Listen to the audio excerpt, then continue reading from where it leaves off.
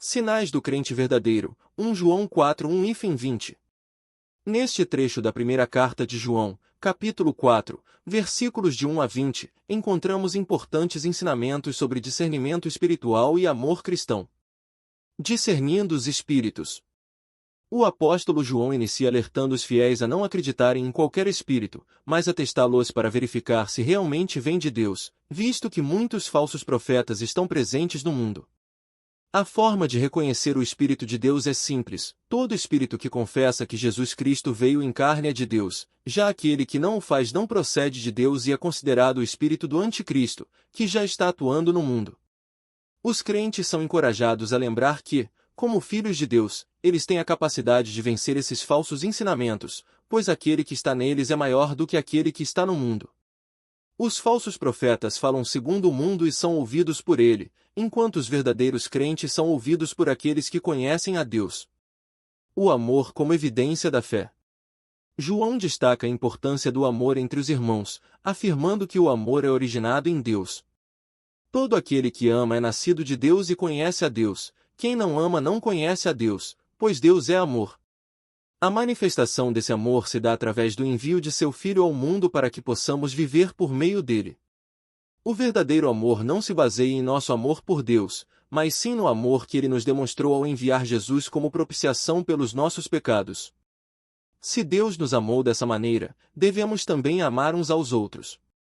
Ninguém jamais viu a Deus, no entanto, se amarmos uns aos outros, sua presença se torna evidente em nós.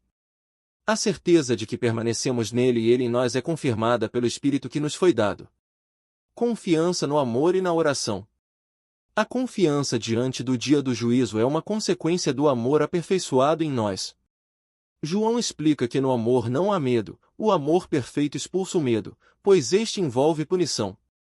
Portanto, quem teme não está aperfeiçoado no amor. Nós amamos porque ele nos amou primeiro. A relação entre amor e fraternidade. João conclui enfatizando que se alguém afirma amar a Deus mas odeia seu irmão, essa pessoa é mentirosa. É impossível amar a Deus, a quem não vemos, se não conseguimos amar nosso irmão, a quem vemos. Este mandamento é claro: quem ama a Deus deve também amar seu próximo. Em suma, João nos convida a refletir sobre nossa fé e nossas ações. O verdadeiro crente deve ser capaz de discernir os espíritos e manifestar seu amor através de ações concretas em relação ao próximo. A análise do espírito que motiva uma pessoa é crucial para discernir a verdade. João, em sua epístola, destaca que muitos falsos profetas já estão no mundo. Esses indivíduos se apresentam como representantes de Deus, mas suas mensagens não correspondem à verdade. Eles são chamados de falsos profetas porque, como mensageiros, afirmam ter sido enviados por Deus, mas na realidade não receberam tal missão e frequentemente contradizem os ensinamentos da Bíblia. Se João já alertava sobre a presença de falsos profetas há 2000 anos, podemos imaginar a quantidade deles hoje. Ao perguntar quantos falsos profetas você consegue listar, muitos podem ter dificuldade em identificar 5. Isso ocorre porque muitas vezes associamos a análise crítica à condenação, e a Bíblia nos adverte contra julgamentos hipócritas. Jesus disse que não devemos ver a trave no olho do irmão sem primeiro remover o cisco do nosso próprio olho. Além disso, ele nos instrui a não dar pérolas aos porcos, o que implica que precisamos discernir quem merece receber as verdades do Evangelho. Portanto, é fundamental que os cristãos não sejam ingênuos, eles devem ser críticos e avaliar o que ouvem, pois há muitos erros e mentiras sendo disseminados em nome de Cristo. João apresenta testes para discernir quem realmente fala de Deus e identifica o verdadeiro cristão. A primeira marca do verdadeiro cristão é a confissão da encarnação de Cristo. Nos versículos 2 e 3, ele afirma que todo espírito que confessa que Jesus Cristo veio em carne é de Deus. Quem nega isso não procede de Deus e está sob a influência do anticristo. A negação da humanidade de Jesus era uma crença comum entre algumas seitas da época de João, que alegavam que ele não tinha um corpo real. Essa ideia se baseava na separação entre espírito e matéria, conhecida como dualismo. Para esses falsos mestres, seria inconcebível que Deus assumisse um corpo humano. João deixa claro que quem nega a plena humanidade de Jesus está guiado pelo espírito do anticristo. O termo anticristo combina as palavras anti, que significa contra ou em lugar de, e Cristo, referindo-se ao Messias. Os leitores de João já tinham ouvido falar sobre a vinda do Anticristo através das profecias do Antigo Testamento e dos ensinamentos de Jesus e Paulo. Independentemente das diferentes interpretações sobre o Anticristo, o importante é reconhecer que seu espírito ainda está presente no mundo hoje. Esse espírito se manifesta por meio de pregadores, pastores e influenciadores que negam a verdadeira natureza humana de Jesus. O verdadeiro crente rejeita essas doutrinas errôneas e afirma a encarnação de Cristo. Jesus nasceu da Virgem Maria e possui uma natureza humana real. Além disso, outra marca do verdadeiro cristão é ouvir e seguir os ensinamentos dos apóstolos. Jesus escolheu 12 apóstolos, com Matias substituindo Judas, e chamou Paulo para revelar a verdade sobre seu filho. Esses apóstolos foram testemunhas oculares da vida, morte e ressurreição de Jesus, e seu testemunho foi registrado no Novo Testamento. Aqueles que pertencem a Deus ouvirão e aceitarão esse testemunho apostólico. Você tem conhecimento sobre Jesus com base no testemunho dos 12 apóstolos e de Paulo, que registraram no Novo Testamento tudo o que podemos saber a respeito dele. Aqueles que pertencem a Deus ouvirão as palavras dos apóstolos, conforme está escrito nas Escrituras. É importante lembrar que os falsos mestres da época ensinavam que Jesus não tinha um corpo físico e que viver em pecado não fazia diferença, desconsiderando as necessidades materiais das pessoas. Além disso, eles alegavam possuir um conhecimento secreto que poderia levar à salvação. Essa mensagem estava se tornando bastante popular e encontrava espaço até mesmo nas igrejas. João, ao escrever para seus leitores, precisava explicar como evitar esses erros. Ele destaca alguns pontos importantes. Primeiro, afirma que seus leitores são de Deus. No verso 4, ele diz: "Filhinhos, vocês são de Deus, o que traz segurança a eles." Em segundo lugar, menciona que já venceram os falsos profetas porque não estavam seguindo suas doutrinas. A razão pela qual conseguiram isso é porque maior é aquele que está em vocês do que aquele que está no mundo. João se refere ao Espírito Santo, que habita nos verdadeiros crentes e é mais poderoso do que o espírito do Anticristo presente no mundo. Se você pertence a Deus, o Espírito Santo está em você e lhe dará discernimento para distinguir entre a verdade e o erro, evitando seguir ensinamentos falsos. É possível que um verdadeiro crente tenha opiniões equivocadas sobre questões secundárias de doutrina, como a estrutura da igreja ou os dons espirituais, mas nunca errará em relação à verdade central sobre Jesus. Ele é o Filho de Deus que se fez carne, morreu na cruz e ressuscitou com um corpo glorificado. João também observa que o sucesso dos falsos profetas no primeiro século se deve ao fato de não serem de Deus e de falarem a linguagem do mundo. Por isso, eles eram ouvidos por muitos. O termo mundo aqui se refere à humanidade perdida sem Deus. Isso leva à pergunta: por que essas igrejas que pregam a Bíblia são frequentemente menores em comparação com aquelas lideradas por falsos profetas? A resposta está no fato de que os falsos mestres oferecem mensagens agradáveis e confortantes aos pecadores, evitando temas como arrependimento e juízo divino. Esses pregadores costumam enfatizar prosperidade e bênçãos materiais, enquanto minimizam a importância da obra redentora de Cristo. Um exemplo disso é um sermão que ouvi de um pastor famoso, onde ele começou a falar sobre arrependimento e santificação, mas logo desviou para promessas de milagres e bênçãos. Essa abordagem revela como muitas vezes a verdade bíblica é ofuscada por mensagens que agradam ao público. A segunda marca do verdadeiro cristão é que ele ouve e segue os ensinamentos dos apóstolos. João afirma: "Nós somos de Deus, quem conhece a Deus nos ouve." Aqueles que não são de Deus não escutarão os apóstolos nem buscarão pregações baseadas na doutrina apostólica. Em vez disso, seguirão falsos profetas. É fundamental entender que a verdadeira doutrina está nas Escrituras Sagradas e não em revelações subjetivas ou personalidades carismáticas. A Igreja Apostólica fundamenta sua crença no legado deixado pelos apóstolos. Portanto, quem é de Deus ouvirá e seguirá esse ensinamento. Finalmente, João apresenta um terceiro teste: o verdadeiro crente ama seus irmãos. Os falsos profetas desprezavam as necessidades materiais das pessoas devido à sua visão dualista da realidade. Eles acreditavam que o espírito era bom e a matéria era má, levando ao descaso com as necessidades físicas dos outros. Os falsos mestres da época desconsideravam as necessidades físicas e materiais, acreditando que o corpo era uma prisão para a alma. Para eles, era necessário punir o corpo por meio de castigos e privações para libertar a alma e aproximá-la de Deus. João responde a essa visão com uma afirmação simples, mas poderosa: Deus é amor. Com base nessa declaração, ele estabelece alguns pontos importantes. Primeiro, se Deus é amor, devemos amar uns aos outros. No verso 7, João diz: Amados, amemo-nos uns aos outros. O amor é originado em Deus, e todo aquele que ama é nascido de Deus e conhece a Deus. É importante notar que as pessoas que não conhecem a Deus podem ter sentimentos por outros, mas o amor verdadeiro só pode surgir de um coração que foi tocado pelo amor divino. Amar sem essa base pode resultar em um amor egoísta ou superficial. João também afirma que quem se diz cristão, mas não ama seu irmão, na verdade não conhece a Deus. No verso 8, ele afirma: Aquele que não ama não conhece a Deus, pois Deus é amor. Se você se encontra com sentimentos negativos em relação a alguém ou não consegue perdoá-lo, isso pode ser um sinal de que seu relacionamento com Deus precisa ser examinado. O verdadeiro amor por Deus se reflete no amor ao próximo, independentemente das falhas dessa pessoa. Outro ponto importante que João menciona é que o amor de Deus se manifesta na vinda de Cristo ao mundo. No verso 9, ele diz: Nisso se manifestou o amor de Deus em nós, em haver Deus enviado seu Filho unigênito ao mundo para vivermos por meio dele.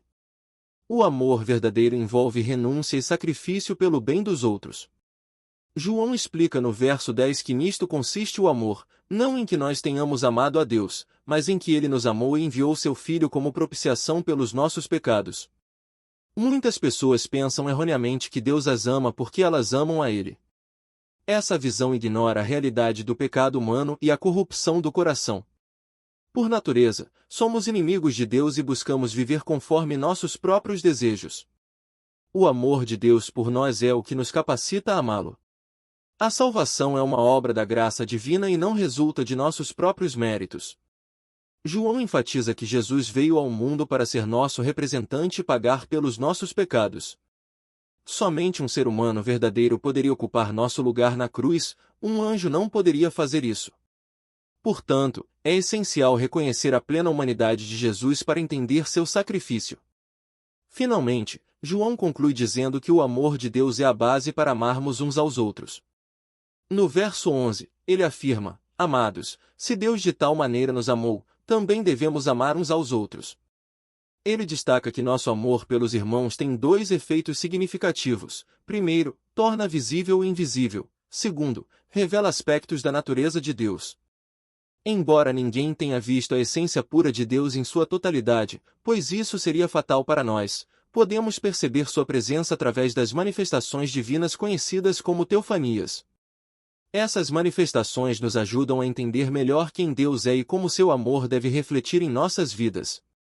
As representações de Deus são complexas, mas podemos ver a essência divina na forma humana de Jesus Cristo. Embora não possamos olhar diretamente para Deus sem sermos consumidos, a presença de Deus se torna visível através do amor que demonstramos uns pelos outros.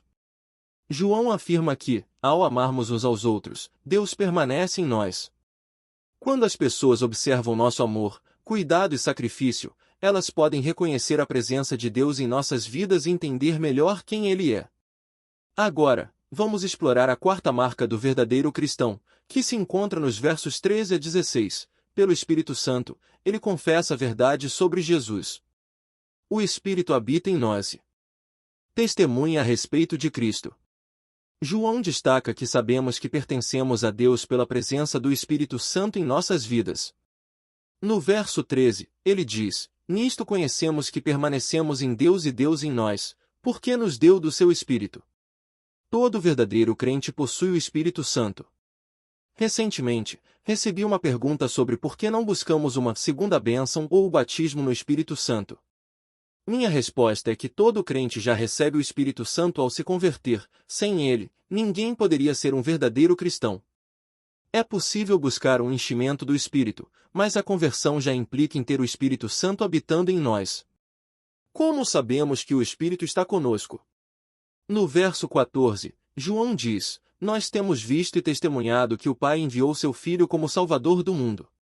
Se você acredita que Jesus é o Filho de Deus e isso ressoa em seu coração, isso é um sinal de que você tem o Espírito Santo. Se essas verdades não têm valor para você, pode ser um indício de que sua fé não é genuína.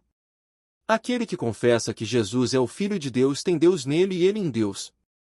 João continua afirmando no verso 16, nós conhecemos e cremos no amor que Deus tem por nós. A crença nesse amor é uma prova de nossa conexão com Deus. O teste do amor é um dos mais rigorosos, amar os irmãos é fundamental. Se você se encontra com dificuldades para amar alguém que lhe fez mal ou que lhe causa dor, lembre-se de que amar não se trata apenas de sentimentos, mas de uma decisão. Deus amou você quando ainda era seu inimigo. Portanto, devemos estender esse amor aos outros, mesmo aqueles que nos feriram. Agora vamos ao quinto ponto. O verdadeiro crente não tem mais medo de Deus, nem agora nem no dia do juízo. Nos versos 17 e 18, João explica que nisto é aperfeiçoado o amor em nós, para que no dia do juízo tenhamos confiança. Ele afirma que no amor não existe medo, antes, o perfeito amor lança fora o medo. O medo está ligado ao castigo, mas quem ama a Deus não deve temer. Se você realmente ama a Deus, não terá medo dele ou das consequências do juízo final.